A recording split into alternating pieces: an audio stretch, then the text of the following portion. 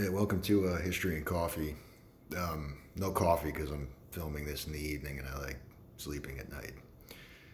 I wanted to talk about Colt's patent revolving pistols. Um, this the revolver sort of ties in with the whole lore of the Wild West, the Civil War, and the sort of this intertwining of a lot of things in American history, including like the invention of the assembly line. A lot of people credit Henry Ford with that, but he actually um, studied how to set up his automobile factory by touring Samuel Colt's manufacturing plant in Hartford, Connecticut. So there's a lot of history here, and I'm going to try to, in my usual disjointed fashion, cover as much of it as I can. So Samuel Colt, when he was a young man, was sort of like a merchant marine type journey seaman, and there's sort of two theories about how he came up with the idea for the revolver. What he says is that he observed one day on a ship the ship's wheel, the way it indexes, and got the idea for the revolving cylinder. But what's more likely to have happened was when he was in India, he saw the early Collier flintlock revolvers, which was a flintlock pistol with a manually indexing cylinder, usually 5 or 6 shots. So you would load each chamber of this cylinder with powder and ball, manually index it, fire, manually index it. Colt's idea was to do that all in one shot. So when you would cock the hammer, the cylinder would index. Well, he got together with some investors and he came up with a couple of things. He released a revolving pistol and then a revolving carbine. And they really didn't meet with much success, and it's actually sort of this chance of perfect timing in history that there was any sort of that we even know about these things to this day. After Colt had actually gone out of business, now he did receive a small order for his carbines for the U.S. Army for the Seminole Wars when they were fighting the Seminole tribe in Florida, which that would make an interesting video actually because that war would never ended. There's still Seminole tribesmen living in the Florida Everglades that don't consider themselves to be part of the United States. And technically, 200 years later, they consider us to still be at war. Obviously, it's, not like it was, but I digress. So these carbines were not well liked. The parts were not interchangeable. The molds for molding your own projectiles out of lead that came with them were all different sized, so people couldn't swap out ammunition and things like that. It all went away, and Colt actually went out of business. And what happened was a couple of his Patterson revolvers, the Colt Patterson, which was the revolving pistol he had designed, after he'd already gone out of business, made their way to the Texas Rangers, specifically a company of Texas Rangers. And these guys were dealing with the Comanche tribe in the northern part of Texas. They had their own little area called Comancheria. I can't remember the exact name of it. But they were a very warlike tribe. Anybody that set foot in their territory was considered to be fair game, and there was tons of people flooding into Texas at the time, and they had to pass through Comanche territory in order to get to the areas in what are now Mexico and southern Texas, where a lot of these folks were settling.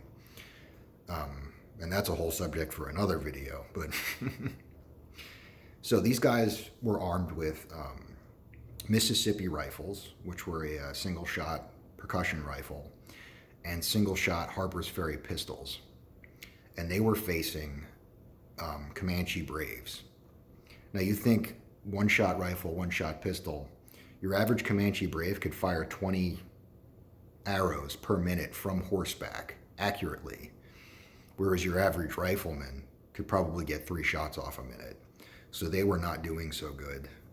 The Comanches actually figured this out, not surprisingly, that they would bluff charge a U.S. military unit. At this time, it would be the Texas Rangers, and that's a subject for another video. But they would bluff charge the line of Rangers or U.S. military, wait for the shots, pull back, and then go in with their main force because they knew that their ammo was expended, and they would just ride through and just wipe them out.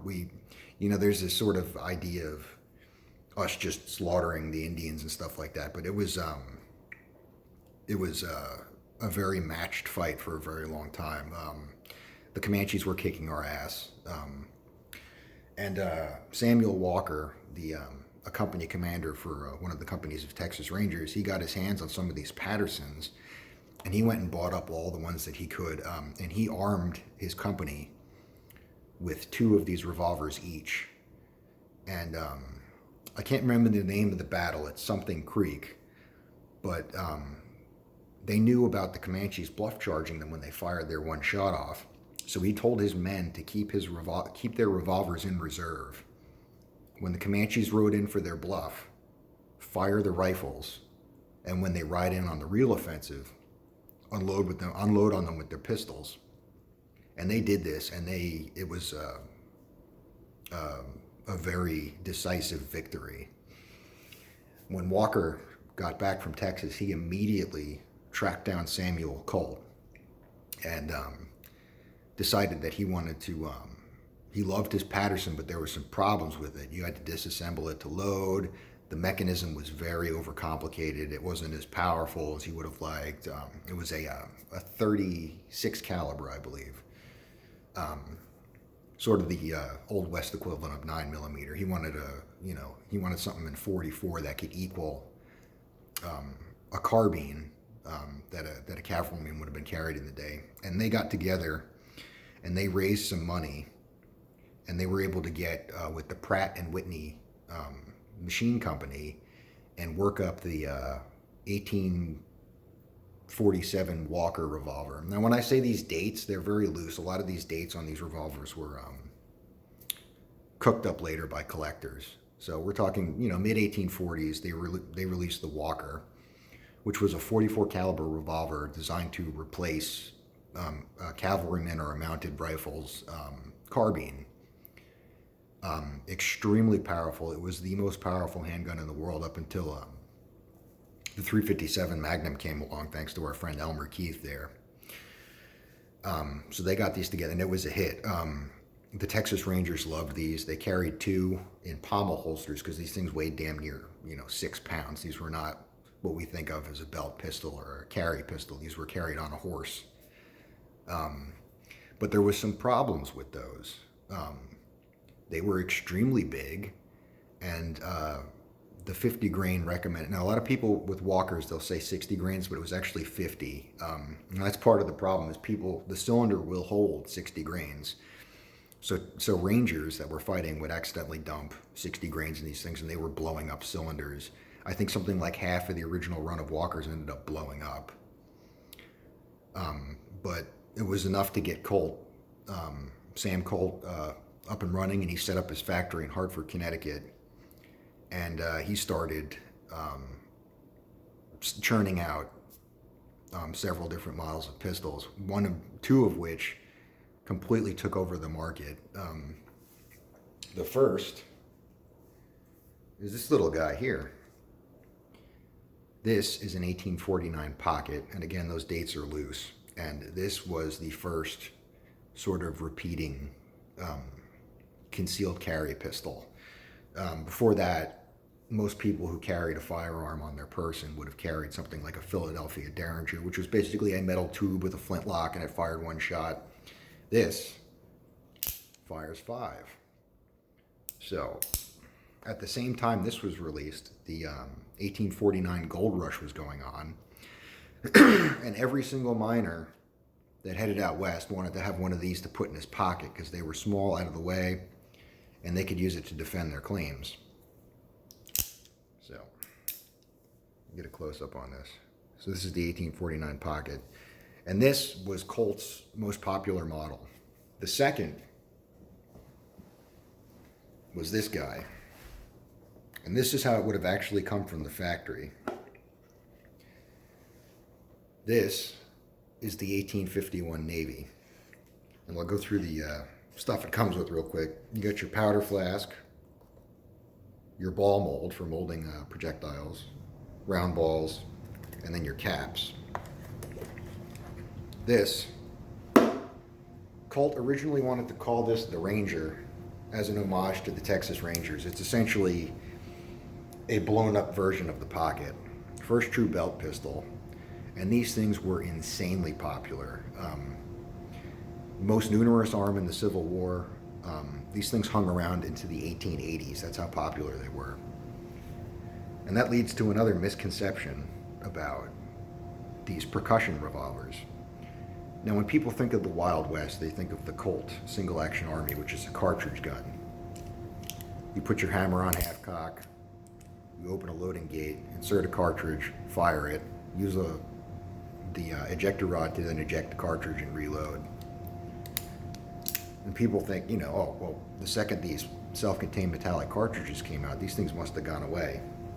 Now, I don't know if I said this or not, but most people believe that these percussion revolvers, you took your powder flask, poured your powder in, then you seated your ball, and then you put the cap on it to fire it. And that's not true. These are fired with cartridges too, but they were made out of paper.